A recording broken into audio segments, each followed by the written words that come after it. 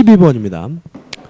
다음 중 법률행위의 성립 요건과 관련이 없는 것은 1번 매매 계약에 있어서 매도인과 매수인이 특정할 수 있어야 된다. 당사자가 있어야 된다는 의미라면 맞는 질문이죠.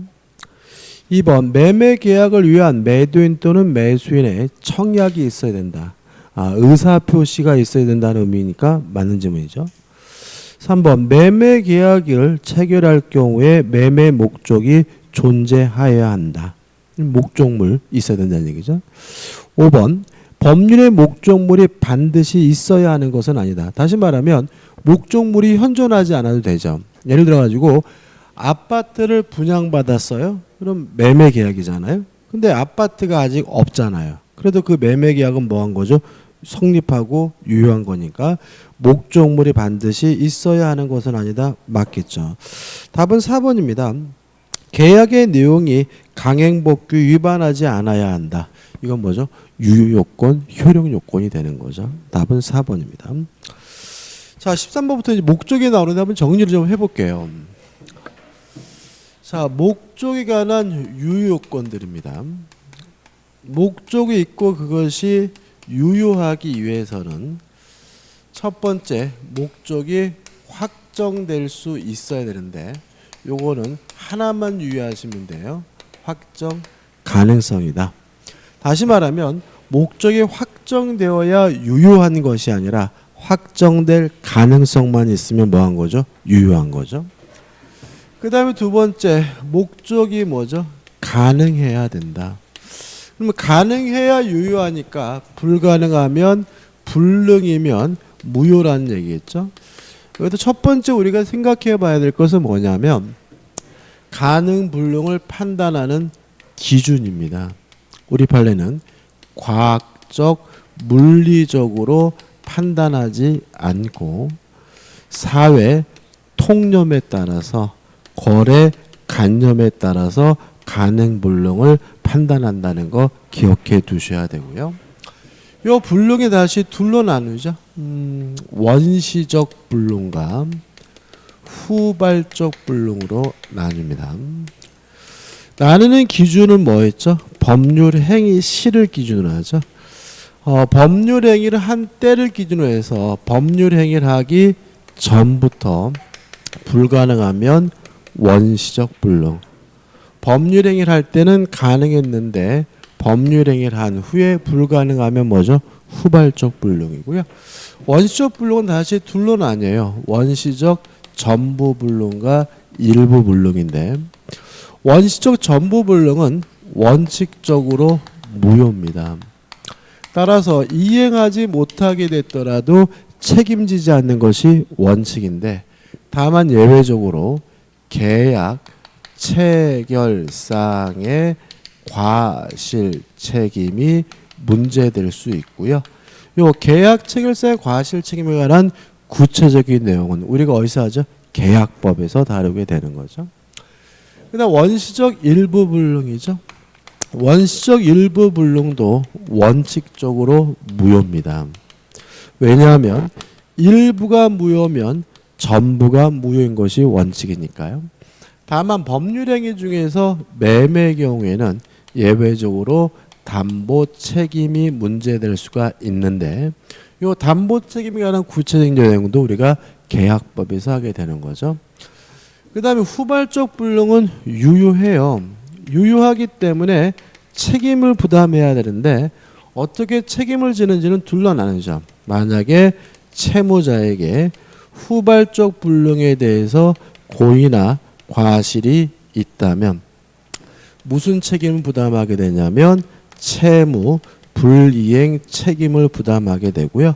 그 중에서도 뭐가 되냐면 이행 불능 문제가 되는데 이것도 구체적인 내용은 우리가 계약법에서 다루고요. 그 다음에 만약에 채무자에게 후발적 불능에 대해서 아무런 고의도 없고 과실도 없다면 그때는 무슨 문제가 됩니까? 위험 부담 문제가 되죠. 이것도 구체적인 내용은 우리가 계약법에서 다루게 됩니다. 민법 총칙에서는 이 정도까지만 정리하면 되는 거죠. 그 다음에 세 번째로 목적이 적법해야 됩니다. 근데 문제는 목적이 적법해야 되는데 법을 우리가 둘로 나뉘죠.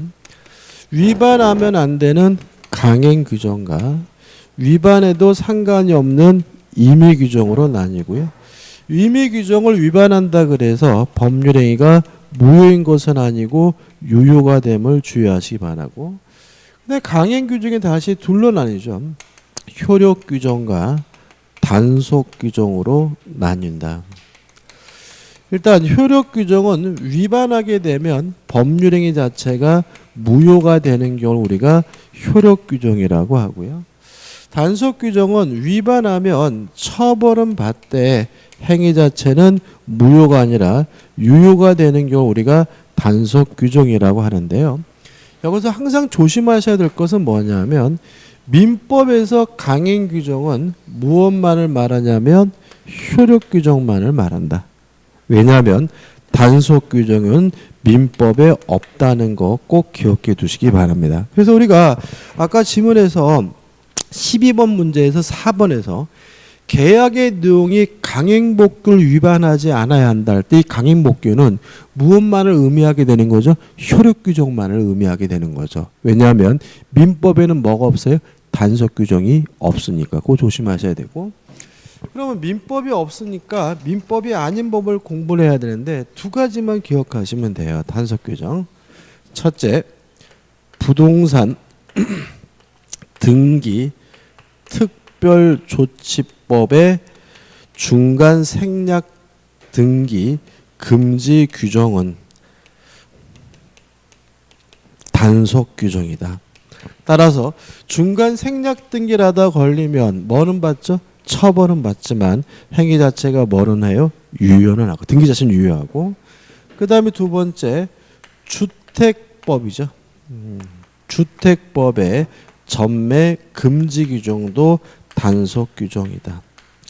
따라서 전매가 금지되는 지역에서 전매를 하다 걸리면 처벌은 받지만 전매 행위 자체는 무효가 아니라 뭐죠? 유효가 된다는 거 주의하셔야 되겠죠.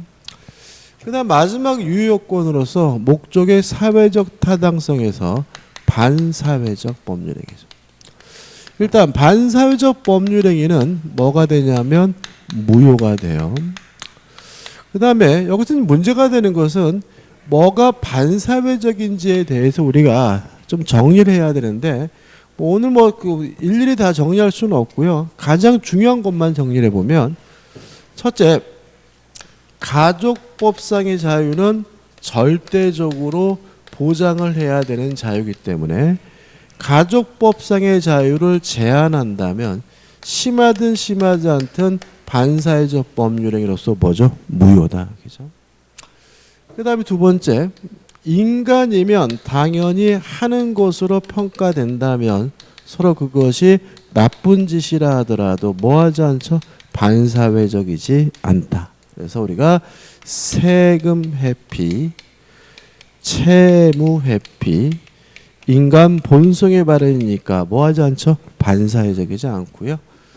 두 번째, 비자금을 만들고 범죄 자금을 만드는 것은 물론 반사회적이지만 이미 만들어 놓은 비자금 범죄 자금을 은닉하는 행위는 인간 본성의 발현이니까 뭐하지 않죠? 반사회적이지 않다. 그 다음에 세 번째로 투기 행위 이런 것들도 인간이면 당연히 하는 행동이기 때문에 뭐하지 않죠? 반사회적이지 않다. 이 정도가 이제 문제를 풀기 위한 최소한의 내용인 거죠. 자, 그럼 문제를 풀죠. 13번. 법률행위 목적에 관한 설명 중 틀린 것은 법률행위의 성립 당시 그 목적을 확정할 수 없다고 하여 무효로 되는 것은 아니다. 왜냐하면 확정될 뭐만 있으면요. 가능성만 있으면 유효하니까요. 2번 법률의 목적이 물리적 과학적으로는 이행이 가능할지라도 사회 통념상 이행이 불가능하면 불능으로 처리한다. 왜요? 가능 불능을 판단하는 기준은 과학적 물리적으로 판단하는 것이 아니라 무엇을 가지고요? 사회 통념을 가지고 판단하니까요. 3번 원시적으로 불가능한 것을 목적으로 한 법률은 무효이다. 왜요? 원시적 불능은 전부 불능이든 일부 불능이든 원칙적으로 뭐인 거죠? 무효인 거죠. 4번 법률행위 목적이 강행복귀 위반하면 언제나 무효다. 그러면 X죠. 왜냐하면 언제나 아니죠. 왜냐하면 강행법규 중에 무엇을 생각하면요. 단속 규정을 생각하면 언제나 뭐인 것은 아니에요. 무효인 것은 아니니까 답은 뭐죠? 4번이 되는 거죠. 5번 선량한 풍속 기타 사회 질서에 반하는 사항을 내용으로 하는 법률행위는 무효이다. 반사회적 법률행위는 무효죠. 넘기셔가지고 14번입니다. 무효인 법률행위를 모두 고르시오. 기억. 만 17세의 미성년자의 법률행위는 무효가 아니라 뭐 할 수 있죠? 취소할 수 있죠. 근데 우리가 이 취소를 또 개념을 굉장히 헷갈려하는 곳이 있는데 취소는 뭐예요? 유효한 것을 소급적으로 무효화시키는 거잖아요. 그죠? 다시 말하면 취소할 수 있는 법률행위는 일단은 뭘? 유효한데 취소를 하게 되면 처음으로 돌아가서 소급해서 무효가 되는 것이 뭐예요? 취소할 수 있는 법률행위니까 취소할 수 있는 법률행위는 유효이긴 한데 무효로 뒤바뀔 가능성이 있으니까 무슨 유효인 거죠? 유동적 유효인 거죠. 그죠? 따라서 취소할 수 있는 법률행위는 뭐가 아니에요? 무효가 아니에요. 그죠? 네, 한번 부동산 등기 특별조치법에 위반한 중간생략 등기 요거죠. 단속 규정이죠. 따라서 무효가 아니라 뭐죠? 유효하고요. 디귿번 부동산 실권리자 명의 등기에 관한 법률에 위반하여 하는 명의신탁 약정. 명의신탁 약정은 뭐죠? 무효입니다. 1번 토지거래 허가 구역 내에서 토지거래 허가 없이 체결된 매매계약은 무효죠. 정확히 말하면 어떤 무효입니까?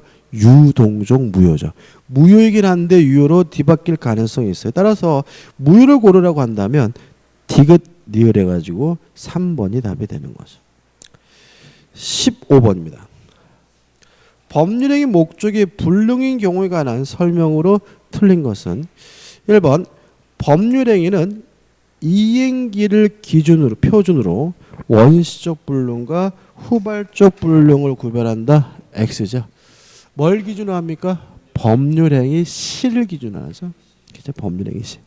계약할 때를 기준으로 하죠. 답은 뭐죠? 1번이네요. 2번 원시적 불능인 법률행위는 무효로서 계약 체결상의 과실책임 문제가 발생한다. 오겠죠? 그죠? 원시적 불능은 무효지만 계약 체결상의 과실책임이 발생할 수가 있죠. 3번 위험부담은 쌍방의 책임 없는 사유로 인한 후발적 불능의 경우에 발생하는 문제이다. 다시 말하면 후발적 불능은 유효한데 채무자에게 고의과실이 없으면 뭐가 되죠? 위험부담 문제니까 틀린 문제는 아닙니다. 4번 후발적 불능이 채무자의 고의, 과실에 의한 경우에는 이행불능의 문제가 된다. 맞죠? 채무자에게 고의, 과실이 있으면 채무불이행 중에서도 뭐가 되죠? 이행불능이 되는 거죠. 5번 법률의 목적이 일시적, 주관적 불능의 경우 불능으로 취급되지 않는다. X입니다. 불능은 항상 무엇만을 말하냐면 객관적 불능만을 말해요. 주관적 불능은 뭐가 아니에요? 불능도 아니고 일시적 불능도 뭐가 아니죠? 불능이 아닌 거죠. 답은 1번입니다. 16번입니다. 다음에 설명 중 틀린 것은 1번 민법상의 권리 능력, 행위 능력에 관한 규정은 강행 규정이다. 맞는 질문인데 이런 거 너무 신경 쓰지 마세요. 그죠? 2번 법률행위 일부 불능은 원칙적으로 그 전부를 불능으로 한다. 왜요? 일부가 무효면 원칙이 뭐죠? 전부 무효니까요. 3번 법률행위 목적은 법률행위 성립 당시에 반드시 확정되어 있어야 한다. X죠. 확정 가능성을 말하죠. 따라서 확정되어야 하는 것이 아니라 확정될 가능성만 있으면 유효하기 때문에 답은 뭐죠? 3번이죠. 4번 법령 중에 선량한 풍속 기타 사회 질서에 관계 있는 규정 이게 뭐냐면 강행 규정이고요. 강행 규정 위반한 법률은 무효이다. 맞는 질문이고. 5번 후발적 불능인 법률행위는 그 자체가 무효로 되지 않으나 다시 말하면 유효하나 채무 불이행 또는 위험부담 문제가 발생한다. 맞죠? 후발적 불능은 유효하고 채무 불이행이나 위험부담 문제가 발생하게 되는 거죠. 답은 3번입니다. 넘기셔가지고 17번입니다. 법률행위의 목적에 관한 설명으로 옳은 것은 1번 원시적 객관적 전부 불능인 법률의 효력으로 인하여 계약이 유효함으로 인하여 생길 이익을 한도로 손해배상 문제가 맞는다. 아유 이렇게까지 되나. 자 이거는 어떤 얘기입니까? 계약 체결성 과실책임이죠. 계약 체결성 과실책임이 발생하게 되면 무엇을 배상합니까? 실내 이익을 배상하는데 이행이익을 넘지 못하니까 1번이 맞는 지문이긴 해요. 근데 자세한 건 우리가 뭐죠? 계약법에서 봐야죠. 나머지 것들 2번 타인 소유물의 매매는 유효하고요. 2번 법률행위의 일반적 성립 요건을 갖추고 특별 요건을 갖추지 못하면 이는 원시적 불능으로 무효이다. 성립 요건을 갖췄는데 특별 요건을 갖췄다는 말은 결국 뭐죠? 성립하지 않았다는 얘기거든요. 갖추지 못했다는 말은 불성립이죠. 4번 부동산의 미등기 전매 행위는 목적의 적법성이 결여되어 무효이다. 미등기 전매 행위가 뭐예요? 중간 생략 등기죠. 이거는 뭐죠? 유효하죠. 5번 범죄를 하지 않는 대가로 금전을 지급받기로 하는 약정은 유효하다. 반사회적이에요 이게요. 왜 반사회적이죠? 이거 뭐 생각하시면 돼요? 인질범. 네 딸 데리고 있다 5천만 원 부져라. 라는 말은 5천만 원 주면 딸을 뭐요? 석방하겠다. 5천만 원 주면 범죄를 어떻게 하지 않겠다는 거니까 이것도 뭐예요? 반사회적인 거죠. 다시 말하면 범죄하기로 하는 것도 뭐예요? 반사회적이지만 범죄하지 않기로 하는 것도 물론 뭐죠? 반사회적이니까 주의하시기 바랍니다. 무효죠. 18번이죠. 법률의 목적에 관한 다음 설명 중 틀린 것은 답을 먼저 볼게요. 4번 강행법규 위반한 법률행위는 그 강행법규의 유용을 따지지 아니하고 무효임을 멈추지 못한다. X죠. 강행법규가 뭐면요? 단속 규정이면 뭐 할 수도 있어요? 유효할 수도 있으니까 답은 뭐죠? 4번이 되는 거죠. 나머지 것들은 뭐 특별한 건 없어요. 1번 법률행위 목적이 뭐냐? 행위자가 법률행위로 인하여 발생시키지 않은 법률 효과로서 법률의 내용 그 자체고요. 2번 법률행위 목적은 법률행위 당시에 반드시 확정되어 있을 것을 효력 요건을 하지 않는다. 확정 가능성을 의미한다는 얘기고요. 3번 법률 성립 당시 일부에 대한 불능이에요. 자, 일부 불능이면 원칙적으로 무효지만 매매 경우에는 뭐가 발생할 수도 있어요? 담보 책임이 발생할 수도 있거든요. 따라서 일부 무효의 법리 또는 매도인의 담보 책임이 적용될 여지가 있다. 맞는 질문이죠. 5번 혼인하면서 절대로 이혼하지 않을 것을 약정했다. 자, 다시 말하면 이혼할 수 있는 자유, 가족법상의 자유를 제한하고 있는 거죠. 그럼 뭐가 되는 거죠? 반사회적이니까 그 약정은 사회 질서에 반하는 행위로서 무효이다. 맞는 질문이 되겠죠. 19번입니다.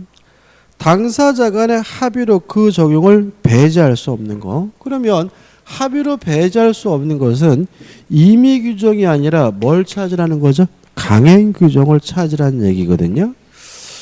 5번을 보시면 불공정한 법률에 관한 민법 규정은 다 뭐죠? 강행 규정이죠. 답은 5번이에요.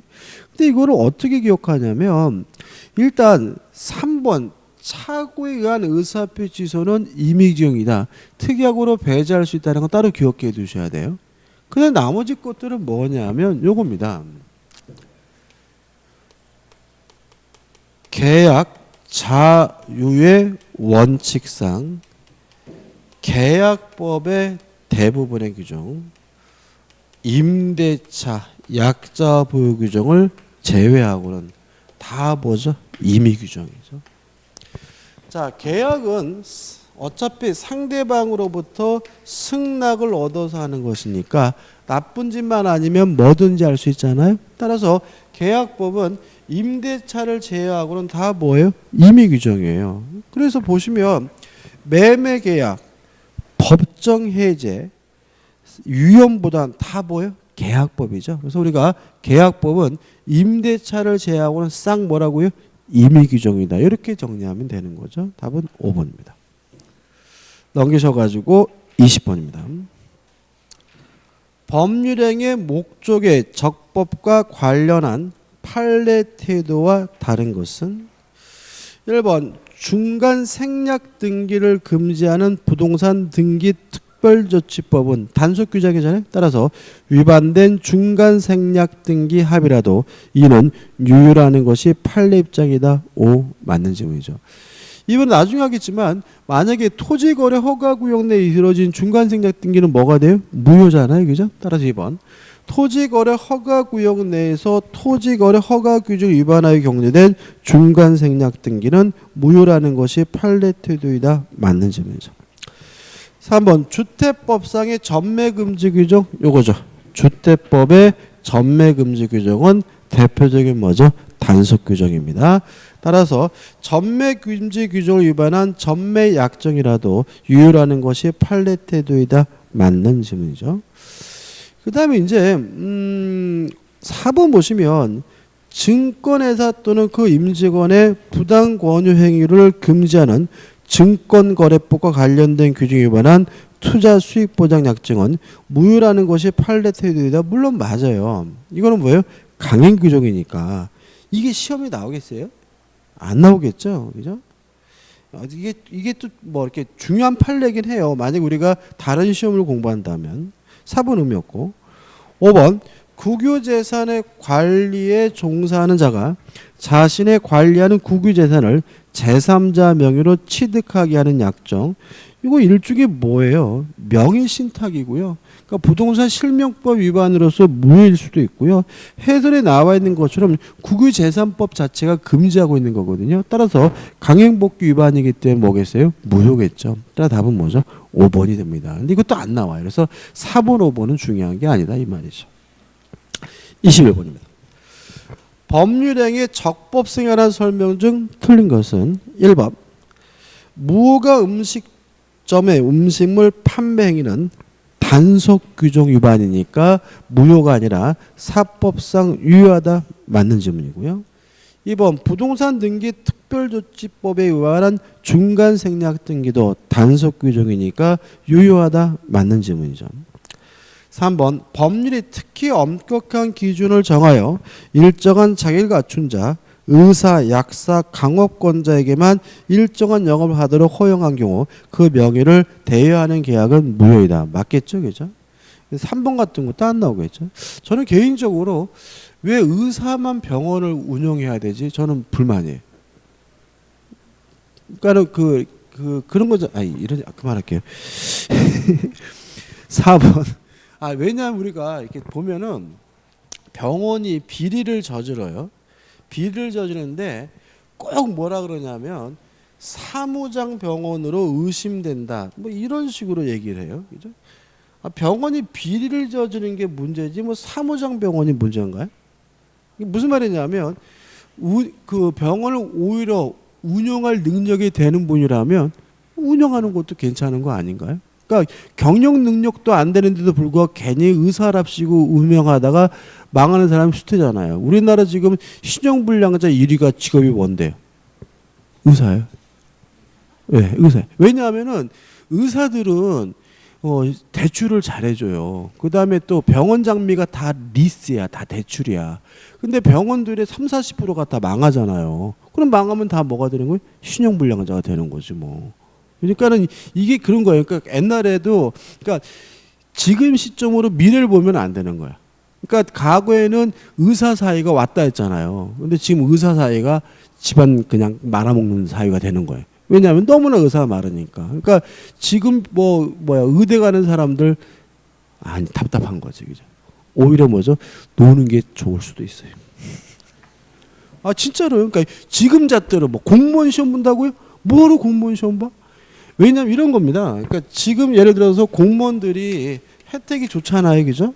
그러면 그 혜택을 받는 분들이 제 나이 또래일 거 아니에요. 그죠? 50대.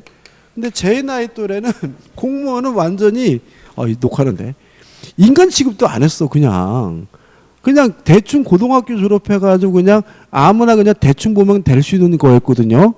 그러니까 다시 말하면 그때는 공무원이 진짜 인기가 없었어요. 그러니까 지금 그분들은 일종의 뭐 하신 분들이에요? 역선택하신 분들이야. 지금 혜택을 받는 분들은 그 완전히 사익감도 안 됐다고. 그때는 공무원 한다 그러면 완전히 뭐죠, 반푼 취급하는 그 사회적 분위기 속에서 역선택을 하셔가지고 공무원 생활을 고생도 많이 하셨지. 그분들은 젊었을 때 고생하시다가 이제 나이 돼 가지고 뭐죠, 혜택을 누리고 유명한 직업이 된 거잖아요. 지금 공무원 돼봐요? 절대로 그렇지 않아요. 절대로 안 그래. 왜냐하면 사회가 어떤 한 계층이 너무나 많은 혜택을 누리고 있으면 그걸 냅두질 않아요. 공무원 연금 냅두겠어요? 뭐 선생님? 학교 선생님이요? 아우, 이것도 절대로 하면 안 되는 거 이제는. 그죠? 왜냐하면은 이게 공무원보다 선생님이 더 먼저 인기 있었잖아요. 그죠? 왜냐하면 여러분들 영화 같은 거 보면은 그 미국 영화에서 선생님이 약간 좀 괄시받는 직업이라는 걸 느끼셨어요? 우리나라는 그 감정 노동의 1위가 텔레마케터거든요.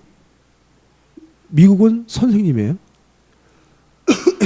선생님은 진짜로 뭐라 그러나 진짜 할 게 없고 할 게 없다 그럴 때 마지막으로 하는 게 선생님이 직업으로 바뀌었어, 미국이 이미. 그래가지고 선생님들은 구하기가 너무나 힘들어. 왜요? 아무도 안 하려고 그러니까. 왜냐하면 이게 사람 잡는 직업이잖아요. 그러니까 애새끼들이 말도 하나도 안 듣는데 뭐라고 욕도 못하고 옛날처럼 막 때리기를 하고 그러면 좀 스트레스 해소가 되는데 뭔가 조금 그러면 신고해버리는 이런 사회생활을, 이런 지금 어떻게 살겠어요? 그렇지 않습니까? 예를 들어가지고 제가 직장을 가는데 5명이 나를 괴롭혀. 그래도 환장하는데 내 직장 가면은 30명이 나를 괴롭혀. 환장하는 거지 이거는.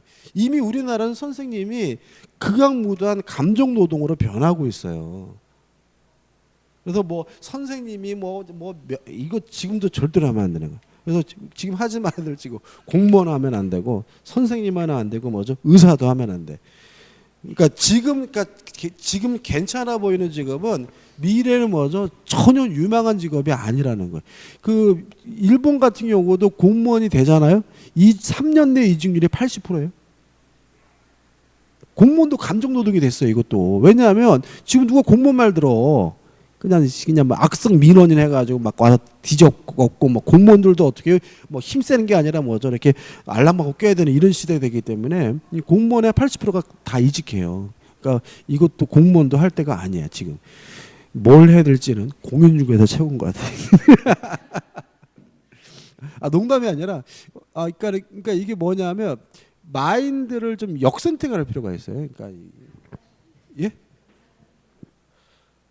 강사도 이렇게 제가 이렇게 해보니까 이것도 생각해 보세요. 참 이것도 묘한 거야, 그죠? 이것도 역선택이에요. 제가 이제 고등학교를 졸업할 때 법대 하면 왔다 했잖아요, 그죠? 그죠? 저는 진짜 공부 잘했어요, 그죠? 사학과 간다 그러면 인간 취급도 안 했어, 진짜. 그래가지고 제가 한양대 나왔잖아요. 한양대 문과에서 가장 진짜 커트라인 진짜 막 안 좋은 과가 뭐죠? 사학과. 그죠?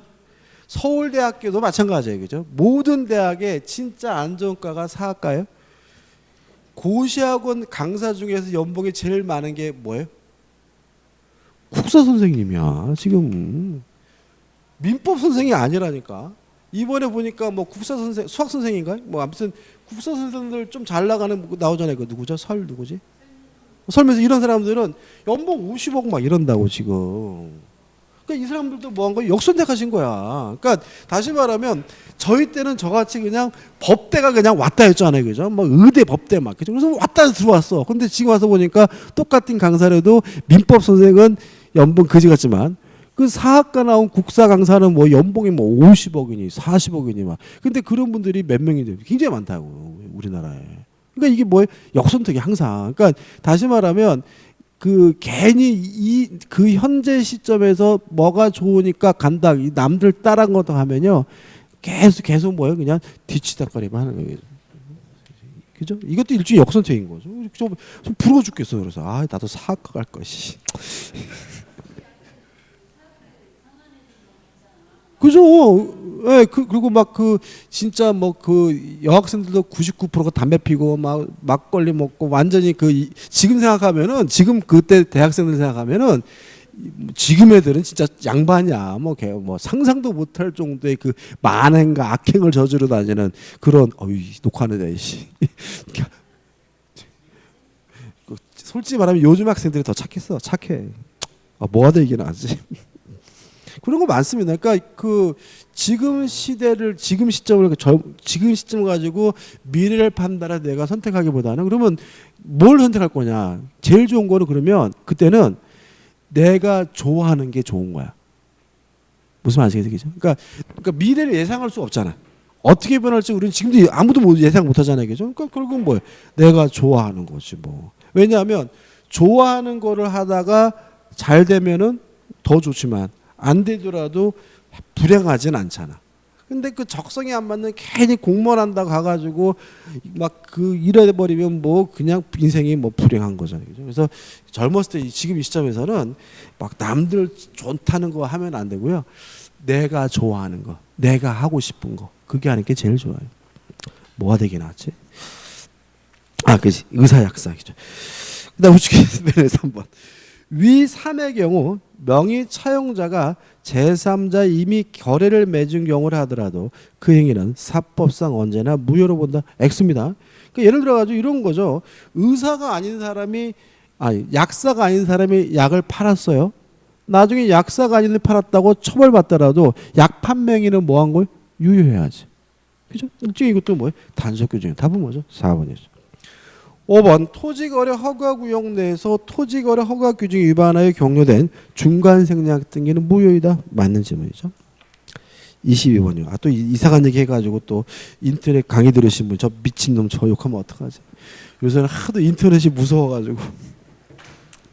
20번 다음에 법률행위 중에서 무효라고 볼 수 없는 것을 모두 고른 것은 기억 계약 체결 후 당사자의 기책 사유 없이 매매 대상 건물이 소실됐어요. 그럼 계약 체결 후 법률행위 후니까 무슨 불능이죠? 후발적 불능이고 후발적 불능은 뭐예요? 유효하니까 기억은 뭐죠? 유효네요. 하나 나왔고 니은번 허위 증언의 대가입니다. 뭐 허위 증언이면 따질 필요 없이 뭐예요? 반사회적인 거예요. 따라서 무효인 거죠.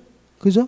이 조심할 게 뭐냐면 우리가 행위나 수단이 정당하더라도 돈 받고 하면 뭐죠? 반사회적이잖아요. 그래서 만약에 허위로 증언하기로 했다면 그냥 따질 필요 없이 뭐인 거예요? 반사회적인 거고 정당하게 본대로 증언하기로 했더라도 뭐 받기로 했다면요?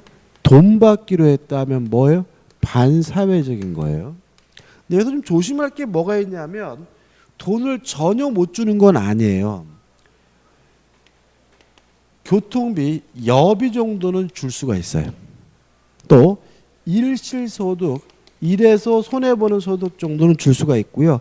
여비나 일시소득을 초과해서 주기로 하면 정당하게 본대로 증언하기로 했더라도 뭐예요? 반사회적인 거거든요. 따라서 다시 한번 보시면 니은번 한번 이렇게 읽어볼게요.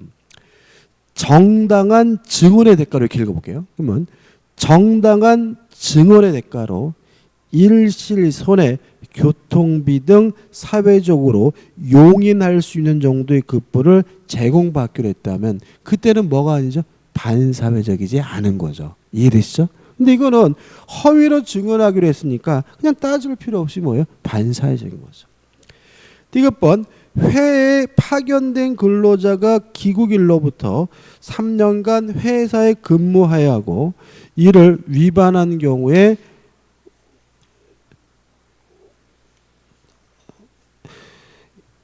회에 파견에 소요된 경비를 배상하여야 한다는 사규는 아무 문제 없죠. 그죠? 그죠? 뭐 이 정도는 뭐 당연히 반사회적이지 않습니다. 1번 제2매수인 적극 가담한 부동산 이중 매매는 뭐죠? 반사회적이죠. 그죠? 미음번입니다. 자, 이건 어떤 문제냐면 조심하셔야 되는데 하나 더 할까요? 여기다가 5번 동기가 반사회적인 경우. 자, 동기가 반사회적인 경우에는 항상 무효인 것이 아니라 동기가 상대방에게 표시가 되거나 아니면 상대방에게 알려진 경우에 뭐예요? 반사회적에서 무효인 거죠. 그럼 보시면 도박 자금을 사용한다는 내용을 모르고 금전을 빌려줬어요. 그러면 금전을 빌려준 것이 반사회적인 것이 아니라 금전을 빌리게 된 동기가 뭐죠? 도박이잖아요. 그러면 동기가 반사회적인 것이니까 이것이 무효가 되려면 표시가 되거나 알려져야 되는데 모른다 그랬죠? 따라서 뭐 하지 않습니까? 반사회적이지 않습니다. 그래서 반사회적이지 않은 거, 무효가 아닌 것은 기역, 디귿, 미음에서 2번이 답이네요. 이 문제는 참 좋네요. 그죠? 그다음 넘겨보시면 23번입니다. 반사적 행위가 하나 설명을 옳지 않은 것은 자살행위 반사회적이죠. 동의하시죠? 자살행위는 뭐예요? 반사회적입니다. 다시 말하면 뭐 그 몇 년 됐는데 이런 일이 있었어요. 자살행위는 반사회적 법률행위로서 무효니까 뭐 할 필요 없죠? 이행할 필요가 없다는 얘기잖아요. 몇 년 전에 군 장교가 양화대교인가 그 성산대교에서 그 뭐죠 이렇게 그 불륜녀와 함께 자살하기로 했어요.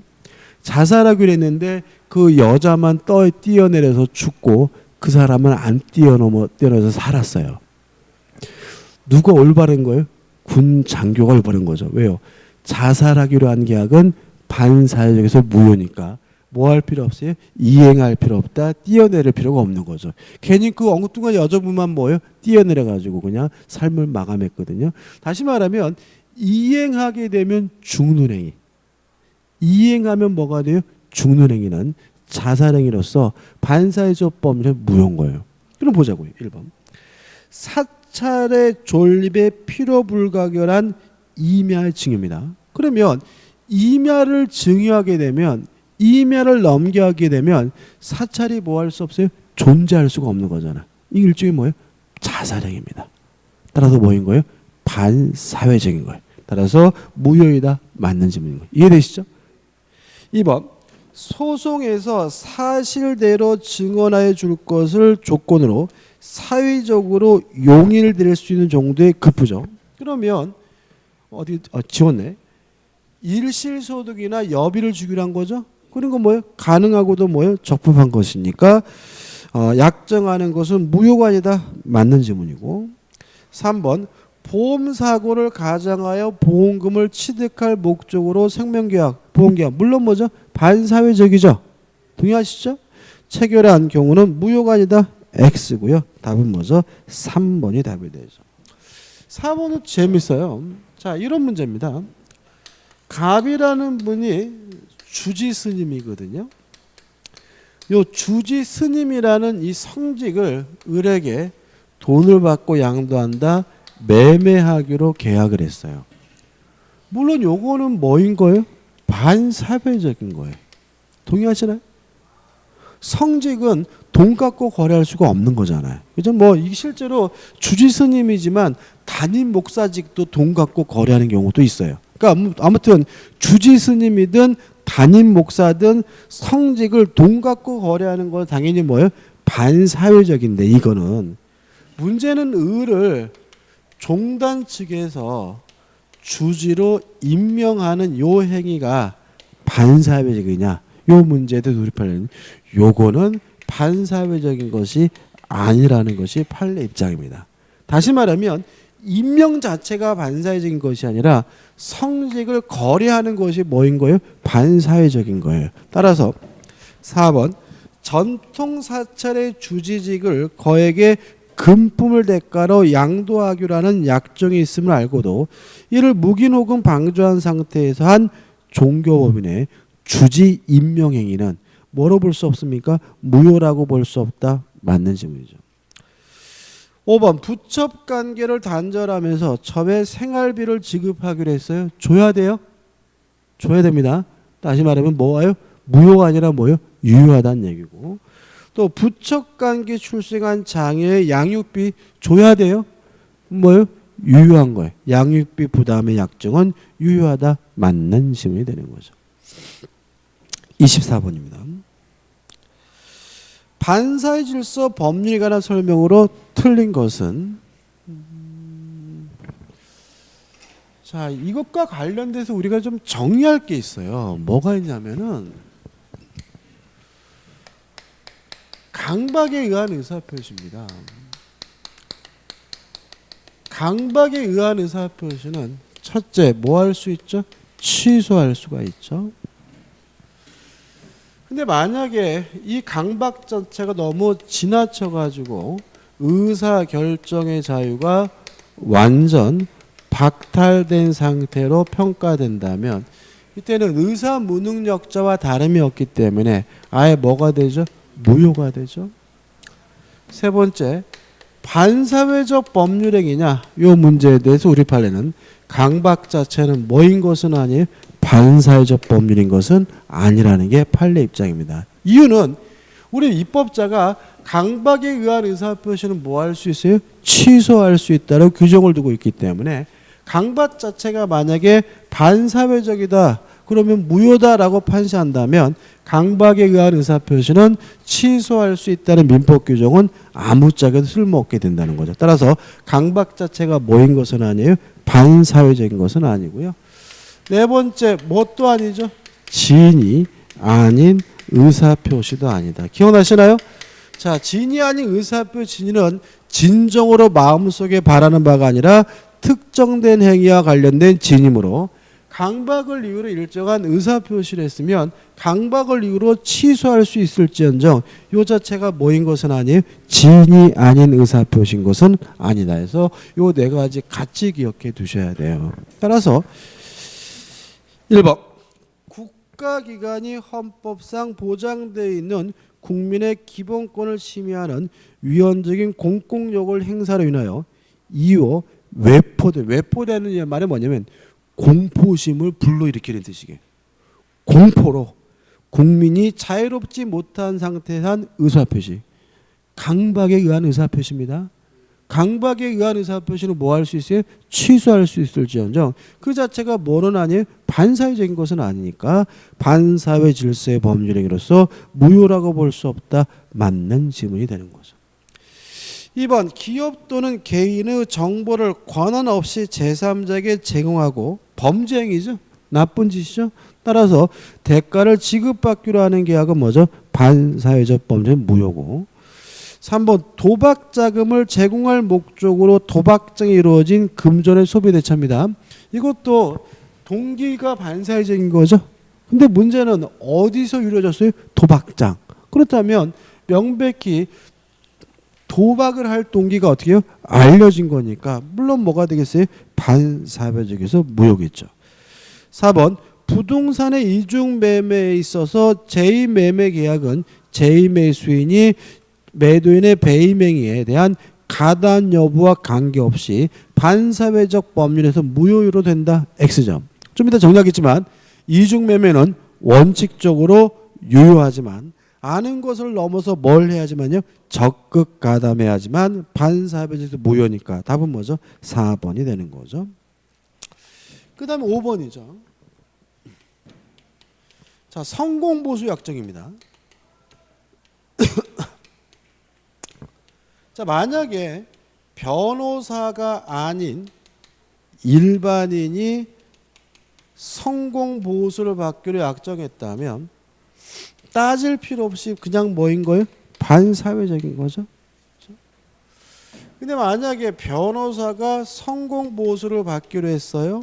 우리 판례에 따른다면 민사사건에 대해서 성공보수를 받기로 한 것은 뭐 하지 않습니까? 반사회적이지 않고요. 변호사가 형사사건에 대해서 성공보수를 받기로 했다면 뭐가 됩니까? 반사회적이라는 것이 우리 판례 입장이죠. 이거 조심하시라고요. 그죠?